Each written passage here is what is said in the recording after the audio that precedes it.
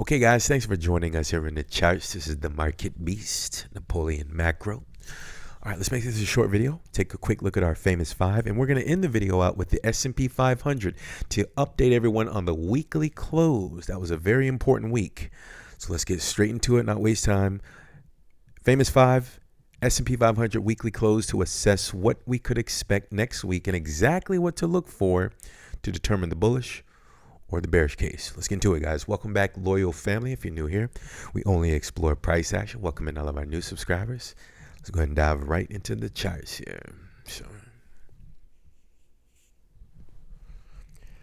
today is January the 30th, 2022, and the previous close of the Nasdaq is going to be $14,454.61, slightly positive 3.2% for the day. Okay.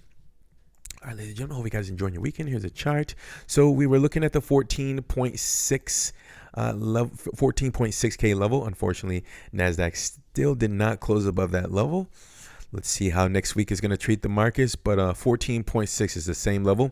The reason that it is an important level for me, if you're new, I measure the Fibonacci retracement levels by measuring the previous low to the previous high. And that's how I was able to get my Fibonacci retracement levels. The white line is a 0.618, blue line is a 0.786, and my secret level is a 0.886. It closed below that level, so unfortunately, it did not meet the requirements for me to determine the bullish case. Let me know what you guys think down in the comment section. That was my shot at it. So let's take a look at the SPY. Previous close, $441.95, slightly positive 2.4% for the day. Okay, same rules apply for the SPY. I measured the lows to the highs. I just want to keep everyone up to speed. I'm not sure if everyone watched the previous video. The same levels on the Fibonacci retracement level. We do have a check mark. Looks like there was some support to come in, or at least close above the 0.786, which is the blue line, which is at $438. The way that you assess this information is leading into next week, as long as there's no gap lowers, that would be the level to hold support. For starters, the 0.786, okay? And again, that's at $438 for the SPY. Let's take it on over to the SDOW. All right, so we were trying to, the previous close is $29.58, slightly negative 4.8% for the day. The bullish case were for this SDOW to actually close below the 29.50 level. This is the same line, nothing has changed. And it looks like it has, it closed just above it, so that's an interesting sign. What we want to see is a kind of a break below and stay below, kind of use it as resistance and move lower for the bullish case, because the SDOW does the opposite of the S&P 500. And if the S&P 500 is moving higher, SDOW will continue the trend, and the trend for the SDOW is to the downside, okay? So that's what we're looking for the bullish case for the SDOW, okay?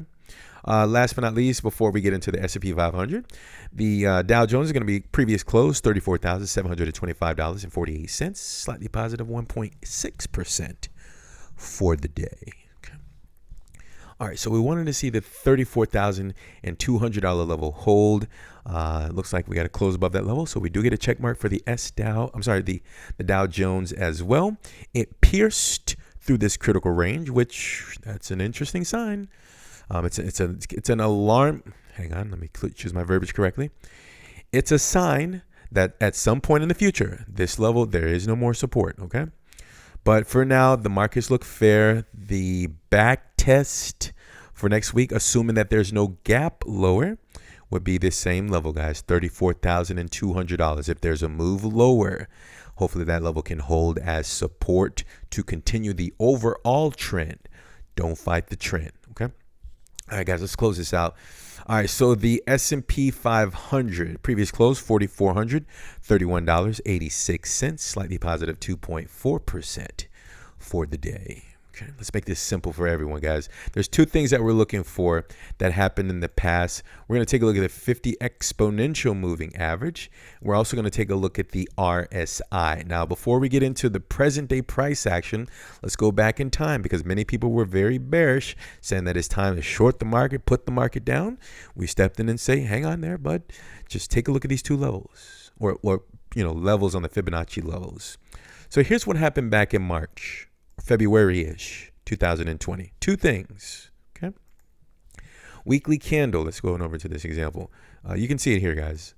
Weekly close below the 50 exponential moving average. That would be the first thing. This is the bearish case. Weekly close below the 50 exponential. And RSI close below, simultaneously RSI close below 45.65. So just to make sure that we're all clear and we can all verify and say, okay, Napoleon, I see what you got there. Weekly candle closes below the 50 exponential. And the RSI closed below the 45.65 level. Those are the two things to look for in order to determine a kind of a very deep retracement in the market, as it did play out in March 2020. Okay, so let's see what we have over here. See if we have any check marks for the bullish case. The bullish case is very clearly on the screen there. You actually want to see the opposite. The weekly close above the 50 exponential, so we do get a check mark for that. We got a weekly close. We're looking at weekly candles. We do have a close below that green line, 50 exponential. So that's a good start. Okay. Number two, we need to close above the 45. Can you guys see that? Close above the 45.65 level on the RSI. Let's check the RSI. Okay. So we do get although this does look a little bit, suspicious, I'll say that. We did get a close above the RSI on the 45.65 level. I'm not sure if you guys can see that, but it did actually close above that level. Okay, so we do get a check mark. Although I put a question mark for that one, we do get a check mark for it. So yeah, we got a green question mark. I'll give it a green question mark. So leading into next week, really simple what to look for, guys. Okay, as long as the 50 exponential in the worst case scenario will act as support, that level is going to be currently at the $4,331 level. So the way to interpret this information is when the markets open next week, let's say Monday morning, some sell pressure comes in, pushes to the market to the downside. Really simple what to look for next. $4,331. If we can get a weekly close above that level, honestly, it needs to do some sort of launch pad, because there's a lot of sellers that actually came in near this level, because I think a lot of people were bearish on the market, just to kind of trap them out and to keep the overall trend to the upside.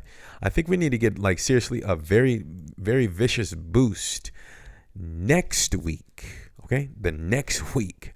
All right, so I just want to give you guys the potential back test level, $4,331, assuming that the buyers are here and they're not going to stop this trend to the upside. All right, so that's pretty much it, guys. So as long as, again, let's wrap up the video and go to the verbiage that I have here for the bullish case. Number 3, if no gap lower. Okay, the reason that I say a gap lower is because if you go back in March, let's see if I can do a really quick playback for you. This is kind of a long video, guys. Pardon me. Let's see if we can do a really quick playback for you guys. So in March, and again, the only difference between what happened back in March is it actually closed a weekly candle below the 50 exponential. You guys can see that. Let's do the playback here. And then it pushed higher. But then there was a gap lower. You see that? It actually gapped lower after closing below the 50 exponential. So this is my only concern, although the setup isn't ideal. It's not identical, because in the current price action, we didn't close below the 50 exponential moving average. However, there was a gap lower when the price action started to teeter near the 50 exponential. So that's my only real eyebrow raiser at this point, or me raising an eyebrow. That sounds kind of weird. We can't get a gap lower. If it gaps lower, then that's probably not a good thing. So let's see how the market opens on Monday. You guys have the level, $4,331. If that's the back test level, that's fine. Assume the trend. The trend will likely continue. If the sellers cannot compromise $4,331 next week. All right. But we got to get a vicious push higher, guys. The buyers need to show up, seriously, okay? Next week. All right? That's all I have for this video. So hopefully you guys enjoy that. Hopefully you guys are all clear on exactly what to look for next week. All right? So if you don't mind supporting the channel before you go by leaving an appropriate thumb. Did I go to number 4? Yeah, and find support. Yeah, we don't win over that, guys. 4,331. As long as it doesn't gap lower and it finds support, 4,331. Yeah, you have to assume the trend, guys. It's your friend till the end. All right. So if you enjoyed that, that's the end of the video. Go ahead and support the channel before you go by leaving an appropriate thumb. I would truly appreciate that, guys, below the video if you enjoyed the content. And leave a comment so that the YouTube algorithm can promote the video on the channel. Thank you for your support. Let me know, was everybody clear with this? Like, did I do a good, a clear explanation in terms of exactly what to look for next week? Let me know that down in the comment section. I would love to hear your feedback on that.